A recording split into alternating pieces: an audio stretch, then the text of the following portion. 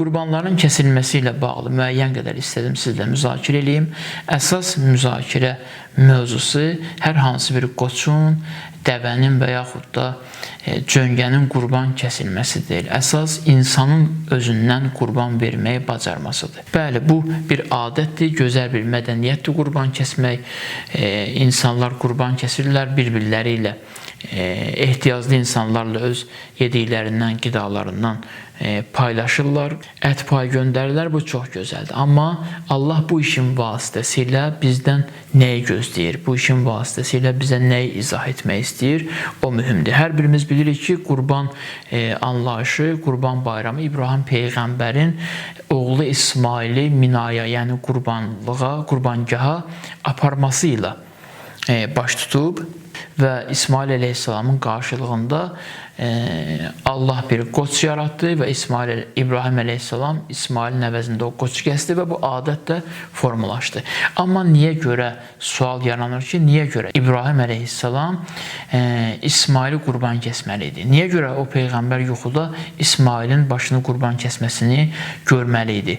Məsələnin mahiyyəti budur ki, İbrahim Peyğəmbər neçə il evlad arzusu ilə yaşayıb, evladı olmayıb, ondan sonra ikinci xanım Hacərdən evladı olur, adı İsmail olur və İsmailin də yanında qalmasına Allah məsləhət görmür. İsmail əleyhissalamı Məkkəyə, Kəbə evinin ətrafında aparıb qoymasını Allah məsləhət görür. İbrahim Peyğəmbər də buna razı olur və İsmail əleyhissalam anası Hacərlə aparır, Kəbə evinin ətrafında qoyur və qayıdır, gəlir öz evinə. İsmail əleyhissalam gəlir artıq müəyyən bir yaş həddinə çatır. İbrahim əleyhissalama yenidən əmr olunur ki, İsmaili qurban kəs bizim yolumuzda. Təbii ki, ata da, oğul da buna razı olurlar. Amma maraqlı sual budur ki, birinci sual budur və cavabını da qeyd edirəm. İnsan ətindən məyər qurbanlıq paylamaq olardı ki, İbrahim əleyhissalam İsmailin başını qurban kəssin və onun ətini də paylasın. Axı, bu təbii ki, absurddur bu yanaşma. Bəs onda Allah bizə nəsə başqa bir şey demək istəyir. Allahın bizdən bu hadisədən nəyi başa düşməyimizi gözləməsi tam başqa bir şeydir. Bu hadisədən Allah bizdən gözləyir ki, biz bu hadisədən nə başa düşəcəyik? O mühüm məsələdir. Hər birimiz bilirik ki, İbrahim əleyhissalam qeyd etdim ki, neçə il evlad həsrəti ilə yaşadı və neçə ildə evladı olduqdan sonra ondan ayrı qalmağa məcbur oldu. Deməli, İbrahim əleyhissalamın qəlbində evlad məhəbbəti çox idi. İbrahim əleyhissalam bütün imtihanlardan, bütün sınaqlardan Allahın qarşısında üzü ağ çıxmışdı, amma bu da onun üçün bir sınağa çevrildi. Çünki İbrahim əleyhissalam bəşəriyyətin, insanların imamıdır. İnni ca'alükə linnəs imamə. Mən səni insanlar üçün, Allah buyurur ki, mən səni insanlar üçün imam qərar verdim. İmam görə həyatın bütün səhnələrində ən kamil addımı atsın və onun qəlbi, bütün qəlbinin, ruhunun bütün qatları ən kamil şəkildə inkişaf eləsin. İbrahim əleyhissalamın burada evlad çətinliyi var idi. İsmail əleyhissalama məhəbbəti çox idi. Başa düşülən idi. Bəli, evladı idi. Sevə də bilərdi və haqlı idi sevməkdə. Amma bu ki, Peyğəmbərdir, bu şəxsiyyət ki, Peyğəmbərdir və insanlara imam təyin etmək istəyir Allah onu. Allah İbrahim əleyhissalamdan istəyir ki, İsmailin məhəbbətindən də keçsin. Çünki onun qəlbi Allaha bağlı olmalıdır tam, ilahi övliyadır, Peyğəmbərdir, tam olaraq Allaha bağlı olmalıdır. Allahla İbrahim əleyhissalamın arasına İsmail əleyhissalam da belə girə bilməməlidir. Çünki bu olduqca mühüm məsələdir.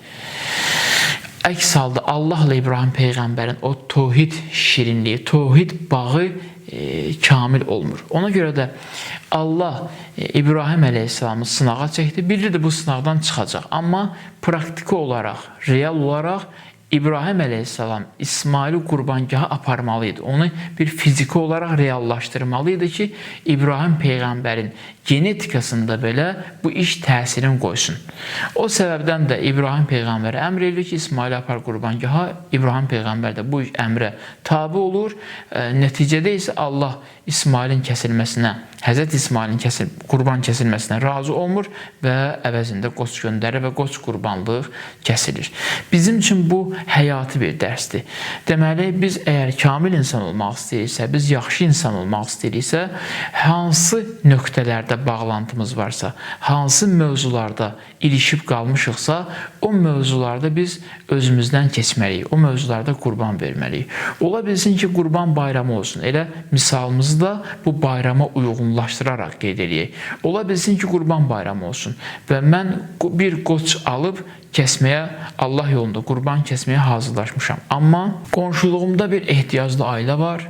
Onun evladı universitetdə oxuyur, onun evladı təhsillə məşğuldur, amma maddi durumları olduqca acınacaqlıdır. Bəli, bu qurban kəsmək adəti sındırılmamalıdır, bu qalmalıdır. Amma burada mən qurbanı öz nəfsim üçün kəsirəm, öz istəklərimə əsasən kəsirəm, hörmətimə görə kəsirəm, ya Allaha görə qurban vermək istəyirəmsə, burada bəlli olacaq. Baxıb görəcəksən ki, mən bu qurbanı kəsirəm, amma o qədər böyük bir ehtiyac yoxdur buna. Çünki digərləri də kəsir, ehtiyaclı ailələrlə bu qurbanlıqlarını paylaşırlar, bölüşürlər. Amma bu tələbənin maddi durumu olduqca zəifdir, bunun pula ehtiyacı var. Ola bilər ki, insan burada qurbanlığının növünü dəyişsin. Allah yolunda qurban verməyəcəkdin. Bəli, burada bəlli olur ki, Allah səndən bu dəqiqə nə gözləyir? Allah İbrahim Peyğəmbərdən o zamanda İsmaili qurbangaha aparmağı gözləyirdi. İbrahim əleyhissalam da bunu elədi. Bu qurbanlığın vasitəsilə Allah bizdən, özümüzdən, canımızdan, istəklərimizdən, arzularımızdan qurban vermək istəyir. Baxırsan, bəzi şeylər var ki, biz onların adının böyük olduğu üçün eləyirik. Adı ki böyüdür, adında bir şöhrət var, adında bir məşhurluq var, ondan ötürü edirik. Amma bəzi işlər var ki, onların görülməsində bir xüsusi şöhrət, hörmət yoxdur. Orada bizə şöhrət ordeni verən olmur, tərif edən olmur. Biz o işlərdə özümüzdən qurban verməliyik, vaxtımızdan qurban verməliyik, rahatlığımızı qurban verməliyik.